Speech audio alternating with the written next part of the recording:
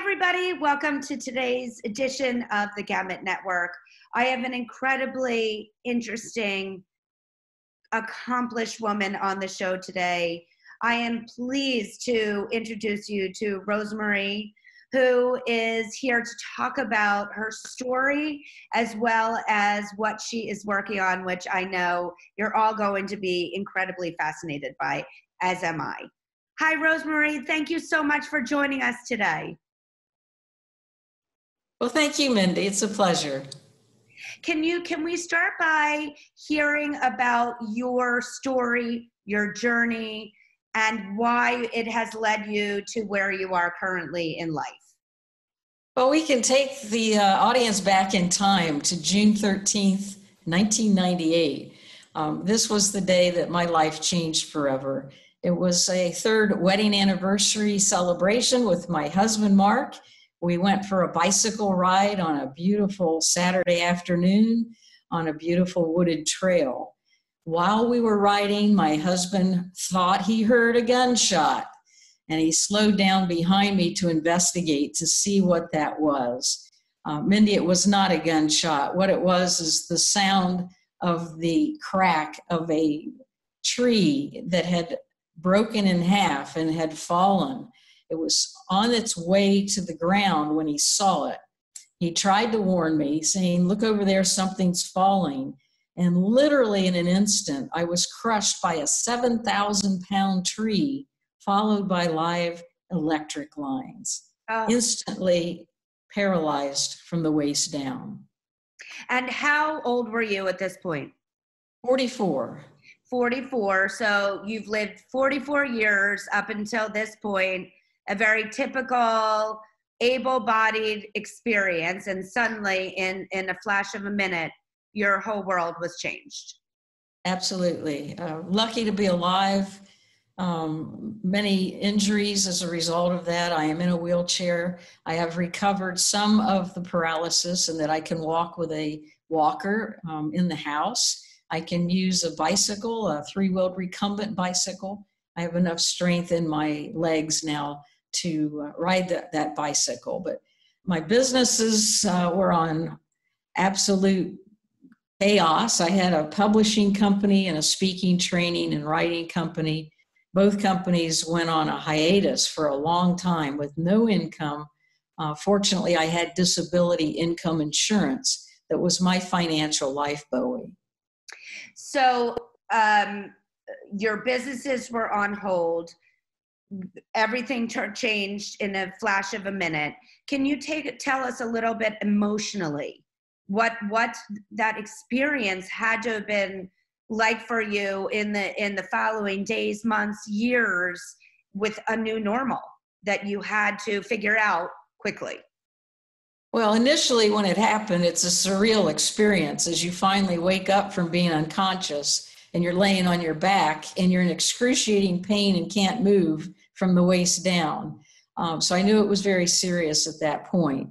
Life flighted to the emergency room. The doctors were waiting for me.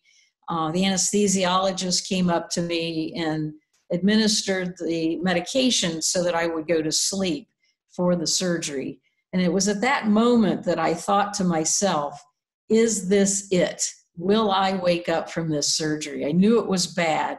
And so that was my mindset going into surgery.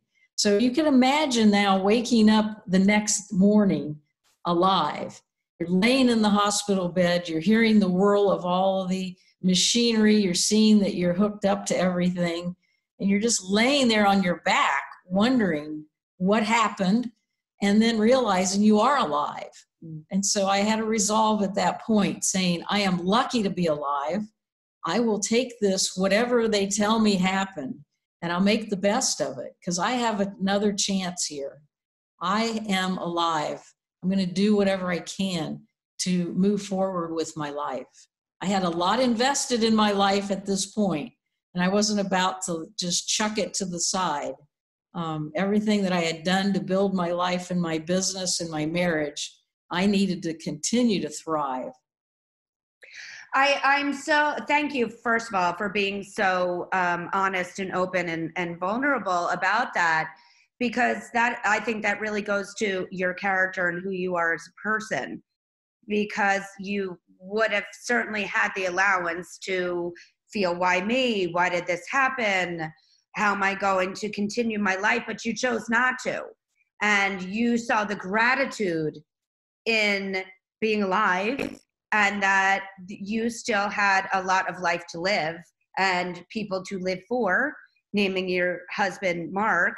And I think that is something I really want to underscore, because that shaped the next stages of your life, that you had that ability to have the gratitude for just being alive. And I think that is something that definitely should be underscored and underlined in this segment, because I think that is probably was the first step forward, in that you made that choice. Yes, it was a choice. That was the immediate choice, but then reality sets in and the medication wears off and you realize you can't even yourself, can't move your hands. And there's the whole sense of my life. Why is it worth living? If I can't sleep and if I'm in pain and if I can't even move, that people have to move me in bed and all my body functions are totally inhibited by a spinal cord injury, I wasn't sure I wanted to live. And that was the reality coming home from the hospital. In the hospital, you had all these folks taking care of you, but then the reality sets in. Now my husband is my caregiver. I'm in a rented hospital bed in my bedroom and I can't move and the pain is excruciating and I can't sleep. Why live? If this is life, I don't want to be a part of it anymore. So there's a whole series of emotions and grieving and trying to put your head around, now what? And I'll tell you what that turning point was. I would love someone had suggested reading a book, and the title is Man's Search for Meaning. The author is Viktor Frankl, a survivor of the German concentration camp. And that was a turning point for me, reading that book, to understand what is the meaning for pain, what is the meaning for life, and how to move forward. And the meaning of life for me was love. And you hit it earlier. It's my husband, it's my mother, it's my brothers, it's all my family, it's all my friends and professional speaking colleagues. If I loved them, I was going to have to move forward to take back my life. I mean, we have a lot of gratitude to give you to the person that suggested that you read that book, because Yes. That is somebody that truly does love you and felt that there is value in you as a human being and the love that you could also be giving to everyone as much as they're giving to you. And I thank you for sharing that. And it sounds like that's an incredibly powerful book that could mean a lot to many people listening out there. So the book is a pivoting point, it sounds like, for you and what you leaned into from what you were reading. And that, I assume, started you on a new journey in your life to where you are now. And I would love to now have our audience hear about, I mean, you're doing a lot. There's three major things that you focus on that I would love to hear from you about. Well, now it's 2 decades later, so there's been a lot of time to recover physically through the physical therapy, occupational therapy for 2 years, 3 days a week. So I have to credit the doctors and therapists for that physical recovery. And then building the businesses back and thinking about what is that transition going to look like. Then coming home from the hospital in a wheelchair, the realization that that house was not wheelchair accessible, and the frustration that caused me to not have independence, to not even be strong enough to roll on the carpet, to have doors that were too narrow, so the doors had to be removed to allow a little bit more space in those entries, to reorganize the kitchen so that I could reach things, and on and on and on. we lived there for many years, but then we set out on a very ambitious project, and that was to design and build a national demonstration home that we live in today, that is the epitome of universal design. It's the top-rated home in North America with 3 national universal design certifications. So this home has it all: to make a home accessible, to make it beautiful, to make it safe, comfortable, and convenient, giving us, my husband and I, peace of mind that this house will sustain us for our lifetime. And what are the most common accommodations that people would need in their homes? I know that you mentioned a few: doorways, probably bathrooms, I'm sure ranch living, no stairs, ramps, things like that. And then second to that, is it more expensive? Is it something? Yeah, it need not be more expensive. Okay. It need not be, because we're looking at Habitat for Humanity. I was on a national task force. We are now working on new construction standards to make those homes visitable. So there's at least one entrance that is visitable by a person in a wheelchair, to have a bathroom large enough to have that 5-foot turning circle. So it need not. The misconception is that it needs to be a bigger floor plan. It does not. We need the space in the areas that are more critical, and that would be the bathroom primarily, and the kitchen if the person is able to cook. And so we take some spaces away from the sleeping room, from the living room, and sometimes in the foyer or the entry. So it's just smart design. It's looking at where is the space needed for a person who uses a mobility device that needs that extra space. And so if somebody watching this, is in a situation that suddenly, like you, their world changed and they need to revise their home, what do you advise that they do? Can they reach out to you? What is the best way that we can help support them?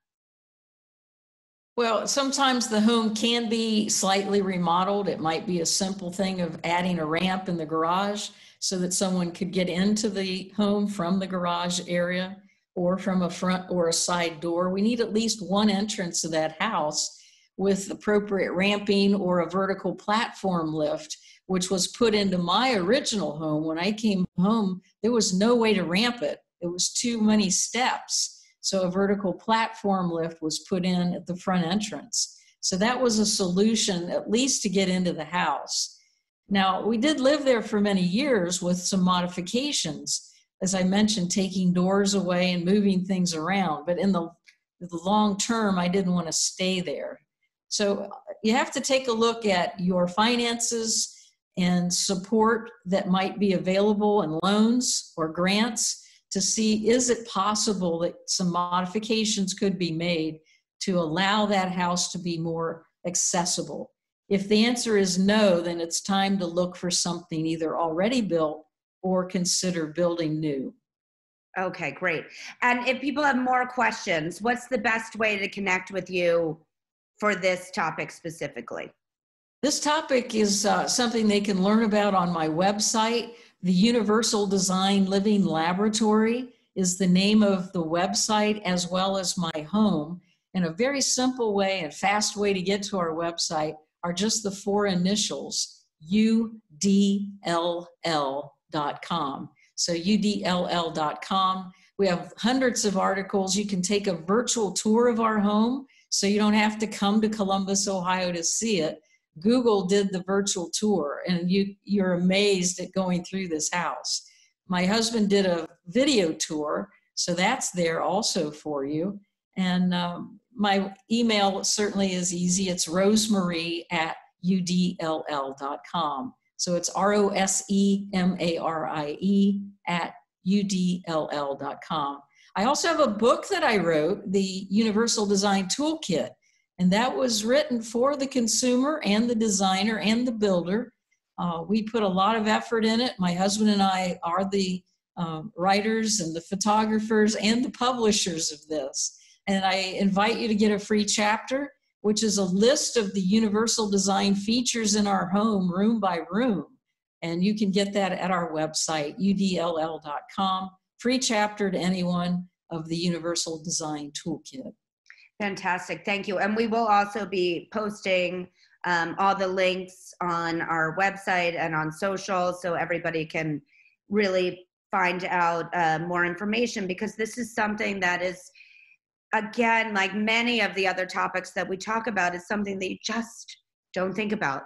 You know, for in my world specifically with my son, it started out with clothing, that here I was in the fashion industry and didn't realize how challenging clothing can be for people with disabilities, and needed to learn that from my son, who has muscular dystrophy.